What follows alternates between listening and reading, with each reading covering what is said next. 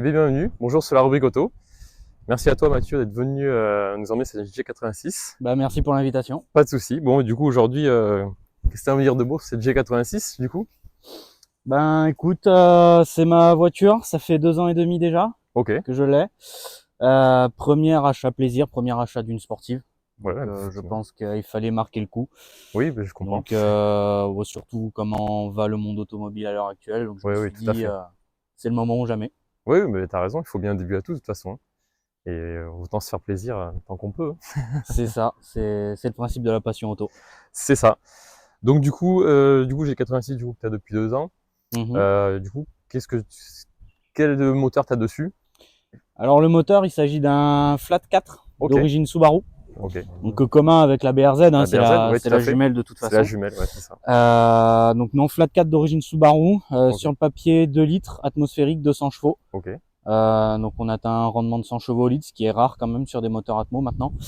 Maintenant on est plus facilement sur du moteur turbo, donc ce qui fait que ça reste une voiture qui a un comportement très à l'ancienne. Ok. Le couple reste intéressant à bas régime, mais là où c'est plus intéressant, c'est au-dessus de 4500 tours, sachant Ok. que la zone rouge est à 7005. Oui.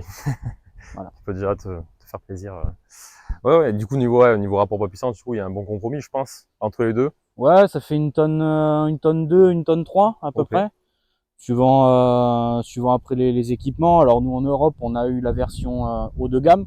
Au Japon, ils avaient vraiment des versions bas de gamme, dépouillées, qui étaient vraiment utilisées pour faire de la course en fait, tout simplement, hein. Vous D'accord. aviez des versions 16 pouces avec des jantes tôle, pas de Ah oui. clim, pas d'autoradio, rien. Donc nous en Europe, on a la chance d'avoir, on va dire, la version haut de gamme. Donc ouais, on est à peu près dans cet ordre-là, ce qui reste quand même relativement léger. On le sent sur la route, ça se déplace pas trop mal malgré les 200 chevaux. Il y a un équilibre qui est vachement intéressant et le moteur à plat fait qu'on a un centre de gravité bas également. D'accord. Donc la tenue de route pour moi ça fait partie des meilleures par rapport à quand on part sur un véhicule de série. Ok. Toujours moyen d'améliorer, surtout vu la base qu'on a. Les pièces Oui. aftermarket, il y en a Mince. partout. Pour tous les budgets, on en trouve partout. Mais pour une base, franchement, il y a pour débuter en propulsion, personnellement, je vois pas mieux, à part oui la MX-5. Ouais, ouais, bah oui, oui, Après, forcément, ouais. c'est des budgets différents. Ah, c'est sûr, hein. Mais c'est vrai que dans ces petits gabarits là, c'est vrai que là, ils nous ont proposé quand même un véhicule entre guillemets, polyvalent, que tu puisses te faire plaisir avec, que tu puisses rouler avec, je pense, régulièrement. Et je trouve que Ah oui, c'est sympa. je fais tout type de trajet avec, je pars en vacances, etc. Il y a tous les équipements de confort qu'il faut.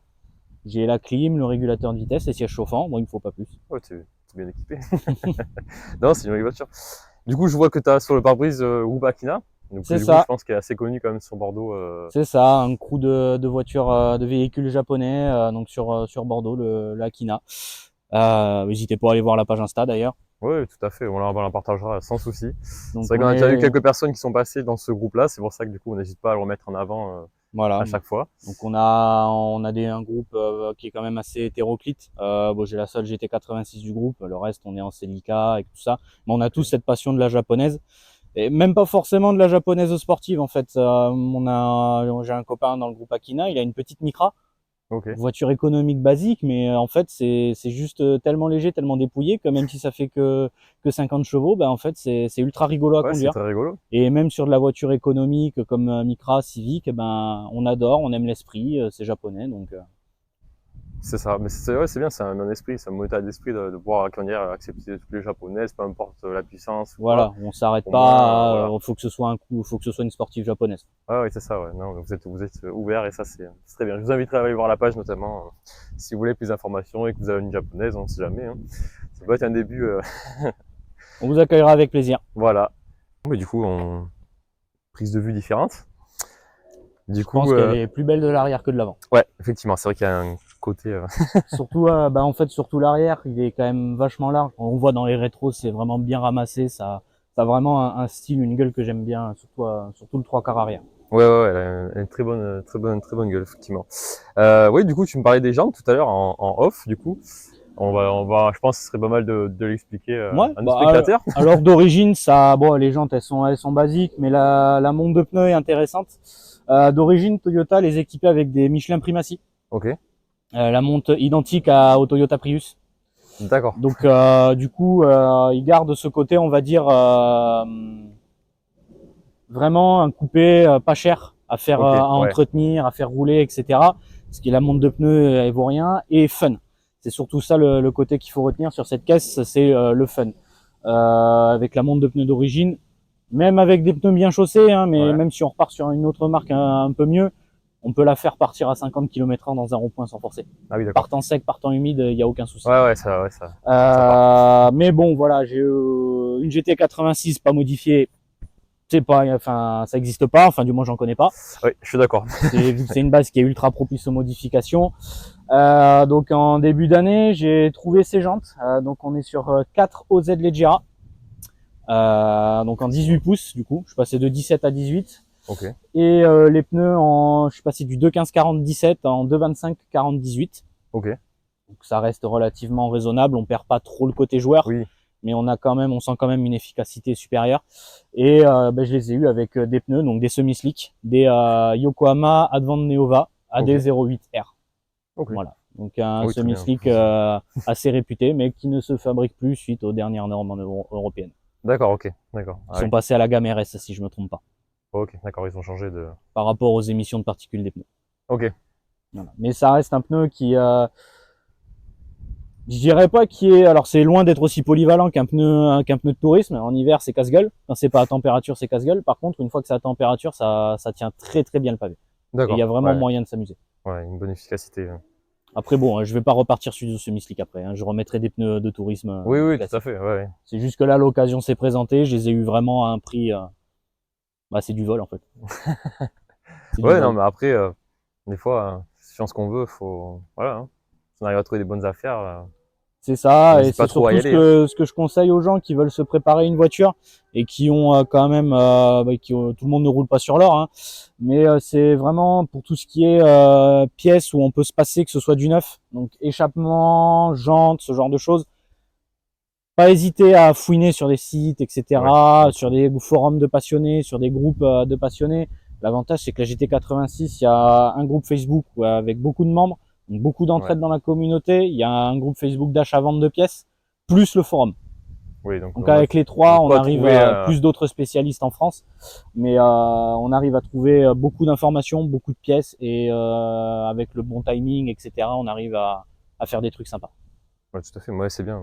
Moi, c'est pareil sur mon véhicule. J'avais trouvé sur le bon coin. On arrive à trouver des choses. Des fois, ça prend du temps, mais on arrive quand même à trouver. Mon échappement, par exemple, le silencieux qui n'en est plus un, je l'ai trouvé sur le bon coin aussi.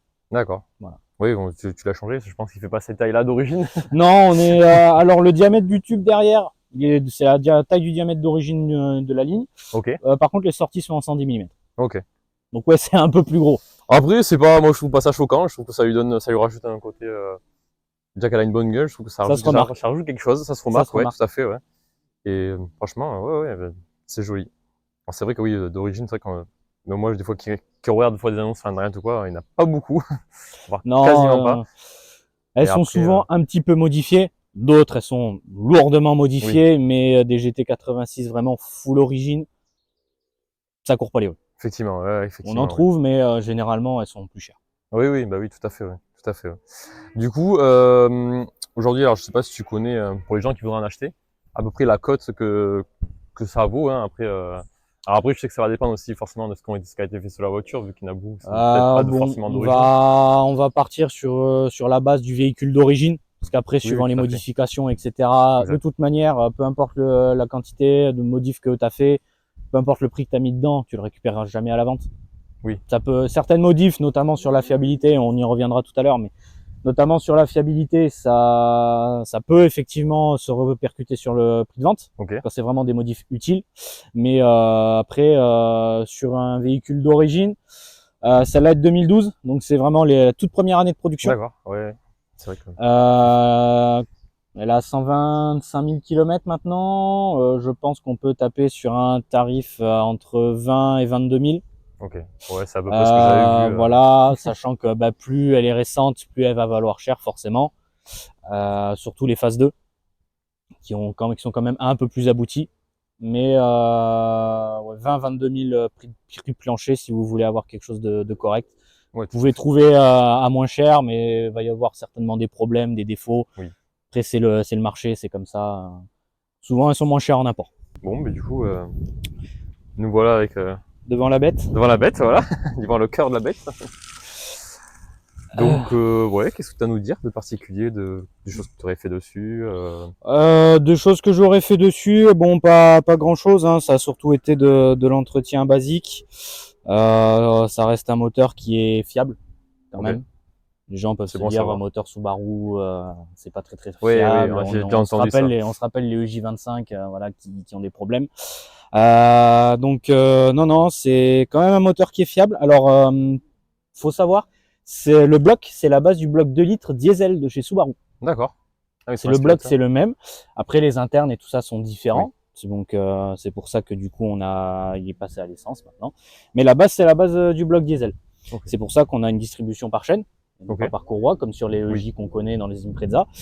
Et après, concernant le reste, c'est un moteur qui est doté d'une double injection. D'accord. Injection directe, indirecte D4S de chez Toyota. Donc, ça permet de voir une conso quand c'est d'origine et quand on conduit tranquillement assez maîtrisé. Au samplon, j'ai déjà fait du 7 litres au 100 avec, sur de la nationale autoroute. Ouais, c'est bien. Hein. Donc, franchement, c'est plus que correct. Ouais, c'est correct. Puis voilà. Après, c'est un moteur qui demande quand même à être un petit peu libéré d'origine. Donc là-dessus, le plus efficace pour avoir une base correcte, c'est collecteur d'échappement. D'accord. Et un filtre à air sport dans la boîte à air d'origine. Ouais, c'est ce que j'ai fait.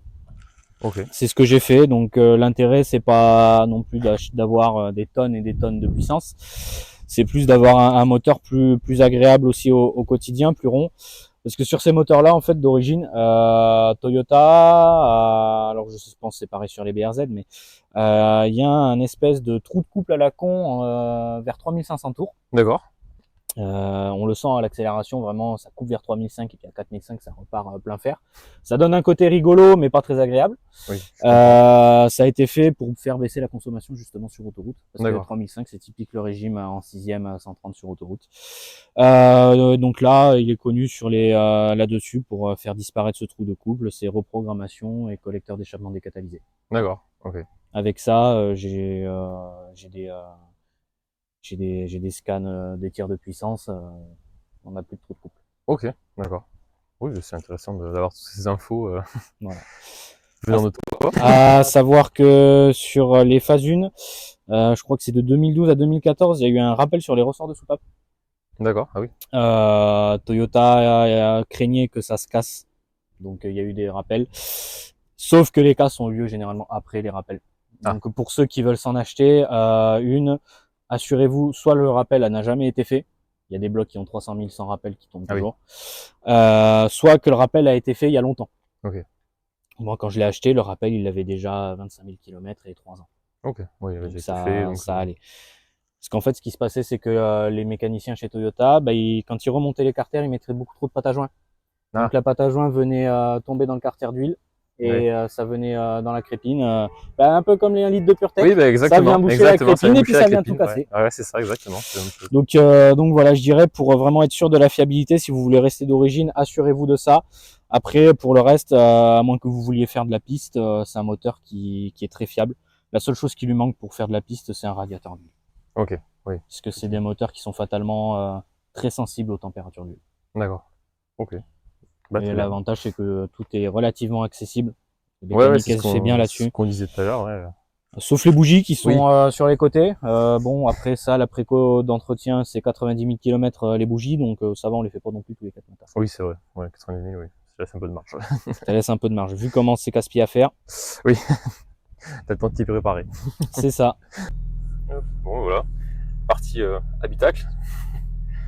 Donc du coup, ouais, t'as le compteur pas trop mal. T'as des tours mis en avant. Ouais, c'est vraiment centré. Après, bon, on a l'indication de la vitesse ici. Bon, on a quand même le compteur à côté. Oui. Bon, après, c'est très orienté vers le conducteur. On a le levier de vitesse qui tombe bien, le frein à main. Les options. Les boutons du bonheur. Là, je reste appuyé 4 ou 5 secondes et du coup, là, j'ai plus de SP. Enfin, je peux la faire dériver jusqu'à un certain point. Je garde l'ABS, mais du coup, j'ai plus d'anti-patinage, j'ai plus de SP. Ok. Ouais, mais c'est oui, comme tu disais tout à l'heure, c'était bien équipé, c'est chauffant, t'as la clim. Oui, j'ai la clim, j'ai tous les éléments. C'est tous les éléments pour te faire plaisir. C'est ça. Et même pour faire de la route tranquillement. Il y a pas de. Franchement, c'est une voiture qui est bonne à tout faire. Mais pour l'instant, ouais.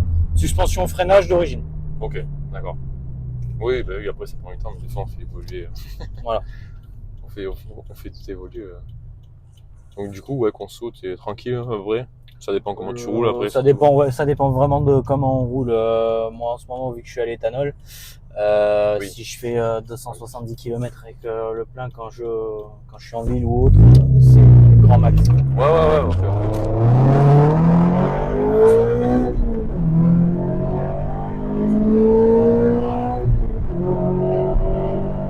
Ça va bien quand même. Honnêtement, comme tu disais tout à l'heure, tu peux l'expliquer, t'as la bonne sonorité qui va avec. Donc, Ouais. Franchement, plaisant. c'est plaisant. Quand on roule à des vitesses comme ça, en plus, ça fait pas trop de bruit. Ouais. Donc ça va.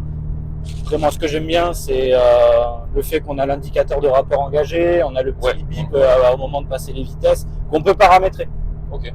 En tripatouillant les touches au niveau du compteur, on peut choisir de le mettre à 3000 tours comme à 7005. Là, c'est toi qui choisis, c'est toi qui paramètres. Effectivement, ouais. Comme ça, t'as pas l'œil tout le temps sur le compteur. Au bip, tu passes. Et voilà. Ah, c'est pas mal ça. C'est la première fois que je vois dans une voiture ce système-là. C'est très japonais. Dans les RX8, tu as un système similaire. Ok, d'accord. Effectivement. Ouais, mais c'est pas mal.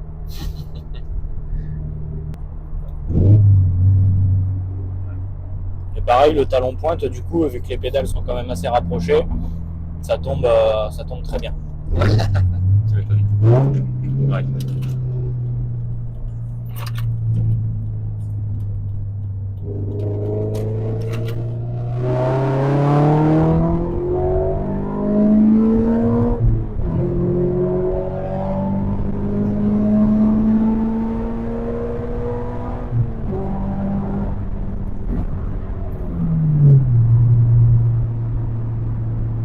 Ouais, forcément, si je roule tout le temps comme ça, Oui. la conso, elle s'en ressent. Mais c'est quand même un véhicule qui peut être très économique sans problème. Pour un coupé sport, franchement, c'est un bon compromis. Là, la boîte de vitesse est super bien étagée. 3, 4, 5, on a des vitesses qui sont assez courtes, ultra rapprochées. Après, on a la 6e qui est plus à voir comme une surmultipliée pour pas trop consommer. Ok. À pleine vitesse, dès l'instant où on passe la 6, on sent que la voiture elle prend beaucoup moins de vitesse. Ok. Bon, eh bien merci d'être venu nous présenter cette G86. C'était avec plaisir. C'est toujours sympa de venir passer un moment avec nous sur la chaîne, nous présenter vos véhicules. Donc du coup, si jamais vous avez des véhicules à nous présenter, n'hésitez pas. Sur Instagram, je suis très réactif. On n'hésitera pas à partager tes réseaux que tu as. Comme ça, si les gens veulent te suivre, même le réseau du groupe Akina. Le groupe Akina, mon réseau à moi, et puis il n'y a pas de souci. Tout à fait. Et puis on se voit dans une prochaine vidéo. Merci à toi. Merci à toi.